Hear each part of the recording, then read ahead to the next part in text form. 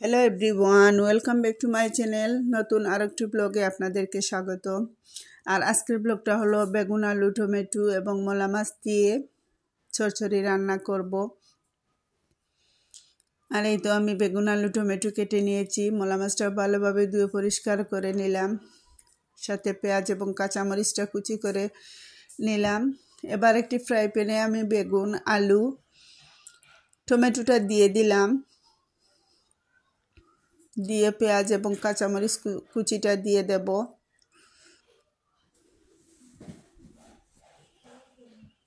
আর আজকের এই বেগুন, আলু এবং মলা মাছের চচ্চড়িটা আমি হাতে মেখে রান্না করব। স্বাদ অনুযায়ী লবণটাও দিয়ে দিলাম, অল্প কিছু হলুদের গুঁড়া, অল্প কিছু লাল মরিচের গুঁড়া এবং একটু পাঁচফোড়নের গুঁড়াটা দিয়ে পরিমাণ মতো রান্নার তেলটা আমি দিয়ে দেব। দিয়ে এবার এগুলো আমি মলা মাছটাও দিয়ে দিলাম, আর সবগুলো একসাথে দিয়ে এবার আমি হাতের সাহায্যে ভালোভাবে মেখে নেব। আর এই চচ্চড়ির মেন স্বাদটা হলো ভালোভাবে হাতে মাখিয়ে রান্না করলে খুবই ভালো লাগে, এর টেস্টটা অন্যরকম হয়। আর এই বেগুন, আলু, মলা মাছের চচ্চড়িটা পছন্দ করে না এমন লোক খুবই কমই পাবেন। আর এই শীতের মধ্যে যদি এইরকম গরম গরম মলা মাছের চচ্চড়িটা হয় তাহলে ভাতের সাথে জমে যাবে। এক থালা ভাত এক নিমেষেই খেয়ে ফেলবেন। বড়রা এবং বাচ্চারা সবাই পছন্দ করবে। আর এই তো আমি ভালোভাবে হাতের সাহায্যে মেখে নিয়েছি। এবার চুলায় আমি ফ্রাই প্যানটা বসিয়ে নিলাম এবং অল্প একটু পানিও এর মধ্যে আমি দিয়ে দিয়েছি। দিয়ে ঢাকনা দিয়ে ডেকে নিলাম। প্রায় 5 থেকে 7 মিনিট পর ফিরে এলাম।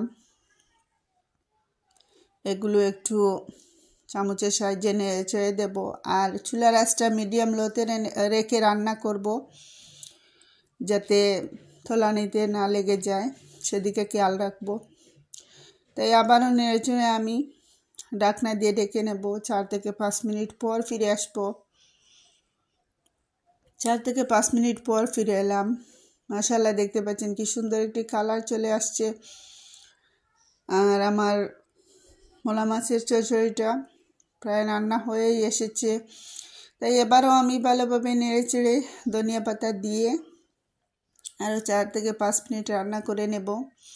আর আমার আজকের রেসিপিটা কেমন হলো আপনারা কমেন্টে জানাতে পারেন। কে কে এই রেসিপিটা খেতে ভালোবাসেন তাও জানাতে পারেন। আর যদি আজকের রেসিপি আপনাদের ভালো লেগে থাকে তাহলে প্লিজ সাবস্ক্রাইব করে লাইক দিয়ে আমার পাশে থাকবেন। আপনাদের ভালোবাসা এবং উৎসাহ পেলে আমি নতুন নতুন ভিডিও দিতে অনুপ্রেরণা পাব। যারা অলরেডি আমার চ্যানেলকে সাবস্ক্রাইব করে নিয়েছেন সবাইকে অসংখ্য অসংখ্য ধন্যবাদ। সবার প্রতি দোয়া এবং ভালোবাসা। আর যারা নতুন ভিডিও দেখবেন প্লিজ সবাই আমার চ্যানেলটাকে সাবস্ক্রাইব করে আমার পাশে থাকবেন। আর এই তো ধনেপাতা দিয়ে আবার নেড়ে চেড়ে দিলাম। 4 থেকে 5 মিনিট পর ফিরে এলাম। মাশাআল্লাহ, দেখতে পাচ্ছেন আমার চচ্চড়িটা খুবই সুন্দর রান্না হয়ে এসেছে।